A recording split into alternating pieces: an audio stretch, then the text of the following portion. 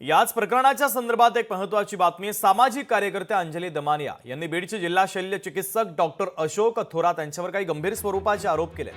Doctor Ashok Thorat यांच्या संदर्भात दमानिया यांनी एक पोस्ट देखील केली। हॉटेल पीयूष इन हे अंबाजोगाई येथील हॉटेल कोणाचं आहे याची चौकशी व्हायला हवी अशी मागणी आता दमानिया यांनी केलेली आहे।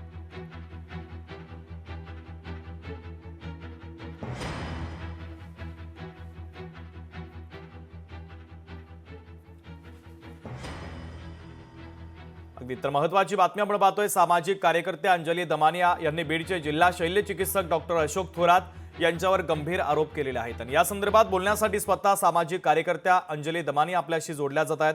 अंजलीजी, स्वागत आहे लोकशाही मराठीमध्ये तुमचं। या प्रकरणात तुम्ही वारंवार मोठमोठे गौप्यस्फोट करतात आणि पुन्हा एकदा एक नवीन प्रकरण तुम्ही या संदर्भातलं बाहेर आणलेलं आहे की बीडचे जिल्हा शल्य चिकित्सक डॉक्टर अशोक थोरात यांच्यावरती तुमचा थेट आरोप आहे। डॉक्टर अशोक थोरात यांच्या संदर्भात तुम्ही पोस्ट देखील केलेली आहे।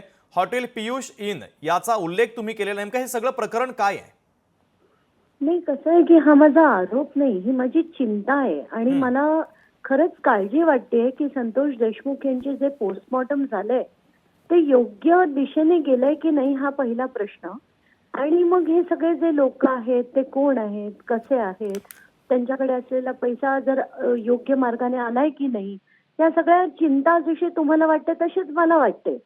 कारण मला जेव्हा कळलं की हे अशोक थोरात यांचं एक पीयूष इन नावाचं एक हॉटेल आहे अंबेजोगाईला, एक सुपर लक्झरी हॉटेल आहे जिथे सगळेच राजकारणी येतात, अगदी पंकजा मुंडे आले, देवेंद्र फडणवीस आले, सगळेच येऊन गेले, ते पिक्चर्स मी बघितले। आणि जेव्हा मला असं कळतंय की बाबा हे अशोक थोरात यांच्यावर खूप सिरियस असे, अगदी सिरियस असे ॲलिगेशन्स आपण लावलेले नाहीयेत, सरकारने लावलेत। त्यांच्यावर 2 जोडपत्र देखील आहेत। एका पहिल्या जोडपत्रात 12 आरोप आहेत, अतिशय गंभीर आहेत, म्हणजे 8 कोटी 2 कोटी 1 कोटी असे 12 पहिल्या जोडपत्रात आहेत, दुसऱ्या जोडपत्रात आणि 12 आहेत। तर असे असताना हा व्यक्ती सिव्हिल सर्जन म्हणून बीडला काय करतोय, यांना आता ताबडतोब सस्पेंड करण्यात यावं आणि त्यांच्यावरची चौकशी ते गेले 3 नाही 3.5 वर्ष पेंडिंग आहे, त्या चौकशीचं काही अंत आहे की नाही। आणि अशा लोकांना सिव्हिल सर्जन म्हणून जर आणलं गेलं तर काय न्याय करणार आहेत आणि काय तपास करणार आहेत ते सगळ्या याचा। म्हणूनच आपल्याला दिसतंय की वाल्मी कराड सारखी माणसं आताच्या घटकेला, मला पूर्ण कल्पना आहे की ते परदेशात आहेत, त्यांच्याशी परवा माझं रिपोर्टवर बोलणं देखील झालं। पण जेव्हा आपल्याला कळतंय की हे जे सगळे लोक आहेत हे या ना त्या मार्गाने पैसे कमवत आहेत, तर तेव्हा प्रश्न असा पडतो की बाबा ह्या प्रकरणात सुद्धा किती पैसे मिळाले असतील, नसतील मिळाले, चौकशी तर झालीच पाहिजे ना। तर पीयूष इन नावाचं जे हॉटेल आहे त्यांचं हे अंबेजोगाईला आहे, तसंच त्यांचं दुसरं एक हॉस्पिटल आहे जे केजला आहे।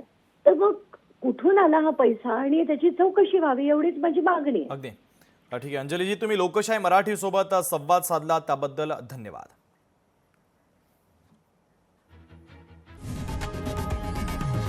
लोकशाही मराठी ऐका, पहा, जागरूक रहा।